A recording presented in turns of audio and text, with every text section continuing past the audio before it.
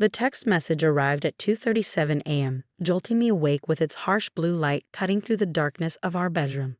My first thought was something must be wrong.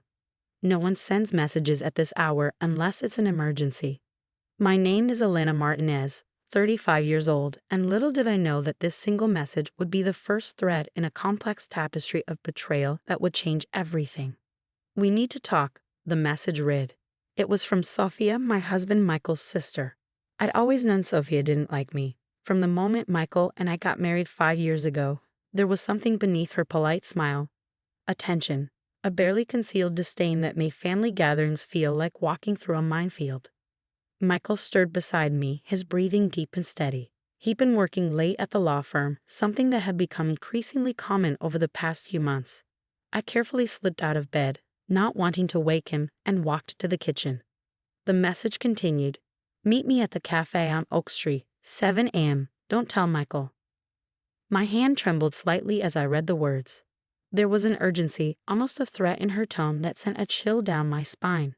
I'd met Michael in graduate school. He was studying law. I was pursuing my doctorate in environmental science. We were the perfect power couple, or so everyone thought. Michael from a wealthy family, me with my academic ambitions, both driven and passionate about our respective fields. Sophia had always been different. While Michael was the responsible, ambitious sibling, she bounced between jobs, always expecting her family to bail her out. Their parents, especially their mother, had always been overly protective of Sophia, making excuses for her constant financial troubles and failed relationships. I checked the time. 4:15 a.m. Sleep was impossible now. Something in Sophia's message felt different. Not just another family drama, but something more calculated. The "don't tell Michael" part echoed with a sense of impending revelation that made my stomach twist. When morning came, I prepared carefully. I dressed in the blue blazer Michael loved, the one that made me feel strongest. My doctoral research on urban environmental sustainability was gaining recognition, and I'd worked hard to build my reputation. The cafe was quiet when I arrived. Sophia was already there, her perfectly manicured nails wrapped around a coffee cup. She looked different, more serious than I'd ever seen her. "You took everything from me," she said without preamble. I blinked, confused. "What are you talking about?" Her laugh was brittle, sharp-edged. "Michael. My brother. My family's attention. Everything." I realized then that this was more than a simple confrontation. This was a declaration of war. Michael and I built our life together. I said carefully, "I don't understand what you mean." Sophia leaned forward, her eyes glinting with a mix of desperation and something darker. "You have no idea what's coming, do you?"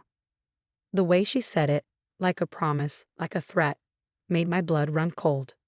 What Sophia didn't know was that I wasn't the naive woman she believed me to be. Years of academic research had taught me to look beneath surfaces, to understand complex systems and hidden motivations. And something told me that this conversation was about to change everything. "Tell me," I said, my voice steady. "What exactly are you planning?" Little did Sophia know, I was already 3 steps ahead, and the game was just beginning. The courtroom was silent, full of tension. I sat calmly, hands in my lap, watching as the truth finally came out.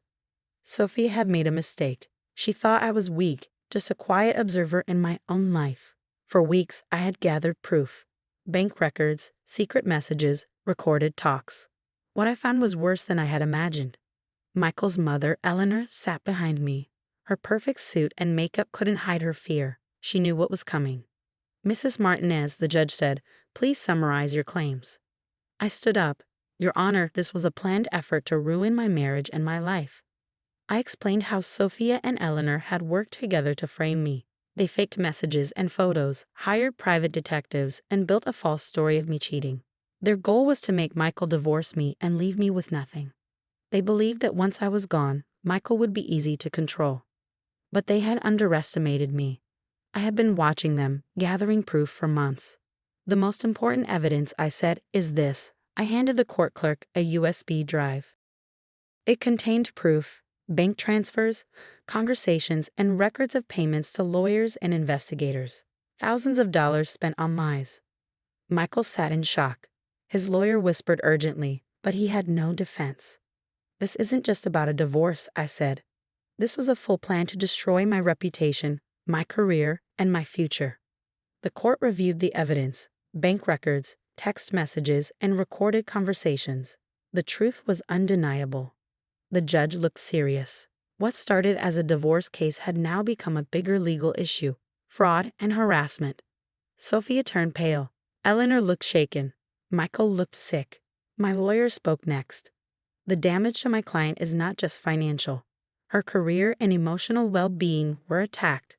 Their family's perfect image was falling apart. Years of manipulation were now exposed. The final decision was clear. Michael would lose the divorce case, and his family faced possible legal charges. As I left the courtroom, I felt peaceful. This wasn't about revenge. It was about justice. Outside, the sun was shining. My phone buzzed, messages of support from friends and colleagues. Eleanor walked up to me. "You've destroyed this family," she said. I looked at her calmly. "No, your own actions did that." As I walked away, I realized something important. The best way to fight lies isn't anger. It's patience. It's proof. It's knowing your own worth. Sophia and her family had made one big mistake. They had underestimated me. Just then, my phone rang. It was the dean of my department. A new research grant, an exciting project. My career was moving forward. Life, I thought, has its own way of bringing justice. The courtroom hummed with tension, a quiet electricity that speaks of impending revelation. I sat composed, my blue blazer pressed, my evidence meticulously organized. My name is Elena Martinez, and today everything would change. Sophia and Michael's mother, Eleanor, sat 2 rows behind me. Their perfectly coordinated outfits couldn't mask the fear brewing in their eyes. "Mrs. Martinez," the judge addressed me, "please summarize your claims." I stood, my movements deliberate and controlled. "Your Honor, this is about a calculated attempt to destroy my life, my marriage, and my professional reputation."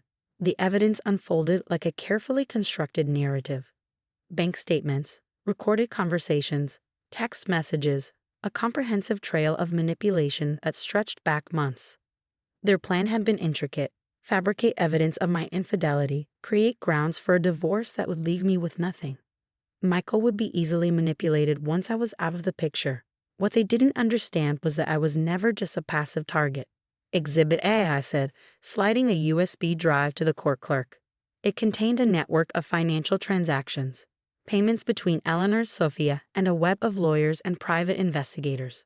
Michael looked shell-shocked, his lawyer whispering urgently in his ear.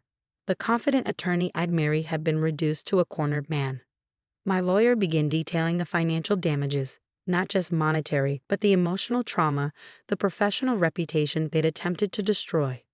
The most damning evidence was a series of recordings. Sophia and Eleanor discussing how they would eliminate me, how I was an obstacle to their family's perfect image. They believed I was just a simple academic, I explained, someone they could easily manipulate and discard. The judge's expression grew increasingly serious. What had begun as a divorce hearing was transforming into an investigation of systematic fraud and harassment. Sophia's face drained of color. Eleanor's perfectly maintained composure cracked. Michael looked like he might be sick. When the hearing concluded, the results were definitive: a complete dismantling of their elaborate scheme. Michael would not only lose the divorce proceedings but potentially face legal consequences. As we left the courtroom, a strange calm settled over me. This wasn't about revenge. This was about justice, about protecting myself when no one else would.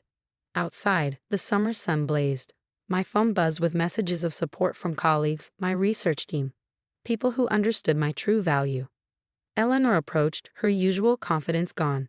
"You've destroyed this family," she whispered. I met her gaze, calm and direct. "No," I replied. "Your own actions did that long before I spoke a word." Walking away, I realized something profound. The most powerful weapon against manipulation isn't anger. It's documentation. It's patience. It's knowing your own worth. My academic training had prepared me for this moment. The ability to observe, to collect evidence, to build a comprehensive case. These were skills I'd honed for years. Sophia and her family had made one critical mistake. They had underestimated me. As I stepped into the sunlight, my phone rang. The dean of my department, a new international research grant, a collaboration that would take my work to unprecedented levels. Life, I realize, has its own way of delivering justice. Later that evening, sitting in my apartment, I reflected on the day's events. The carefully constructed plan that had taken months to unravel. The family dynamics that had been toxic long before I entered the picture. My research on urban environmental sustainability had taught me something crucial. Systems are complex. Family systems, legal systems, personal relationships, they all have hidden currents, unspoken rules. I had navigated those currents. I had survived. A message from a colleague caught my eye. Impressive work today, it read. Not many would have the patience, the strategic thinking to pull this off. I smiled. This wasn't just a victory. This was a statement,